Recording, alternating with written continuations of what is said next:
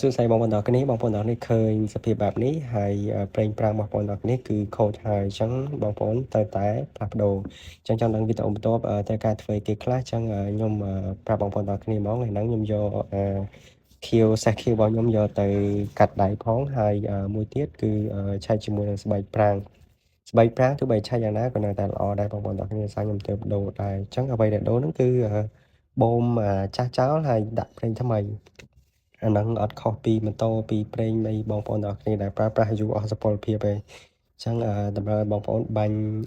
ថ្មីចូលហើយបូមចាស់ចេញអញ្ចឹងល្អមែនតើជាងគាត់សេវីវឿតហើយធ្វើការលឿនហើយខ្ញុំជារឿយៗខ្ញុំតែងទៅទីនោះបងប្អូនឃើញធូរចាស់ដោយសារអីវាអស់សុពលភាពចាប់លេងស៊ីហើយអញ្ចឹងវាអាចគ្រោះថ្នាក់អញ្ចឹងតម្រូវបងប្អូនដូរថ្មីដាក់ថ្មីអញ្ចឹងណា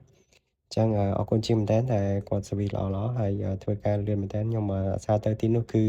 អររែងបាយហើយបើសិនជាបងប្អូនមានចម្ងល់មានសំណួរអាចតម្លាក់នៅក្នុង comment របស់ខ្ញុំបានហើយរីនៅវីដេអូបន្ទាប់ចង់ឲ្យខ្ញុំធ្វើវីដេអូពីអីអាចប្រាប់ខ្ញុំបានអញ្ចឹងការងាររបស់ខ្ញុំថ្ងៃហ្នឹងគឺមានតែប៉ុណ្្នឹងទេគឺយកកង់យកទៅដូរប្រេងហើយប្រេងប្រាំងហ្នឹងហើយបន្ទាប់មកគឺកាត់ដៃអរគុណច្រើនបងប្អូនទាំងអស់គ្នាសម្រាប់ការទស្សនាវីដេអូរបស់ខ្ញុំហើយបើសិនជាគិតថាមានប្រយោជន៍អាចជួយចែករំលែកក៏ដូចជា comment ហើយចំពោះ YouTube បងប្អូនអាចជួយ Subscribe បានអរគុណបាយបាយ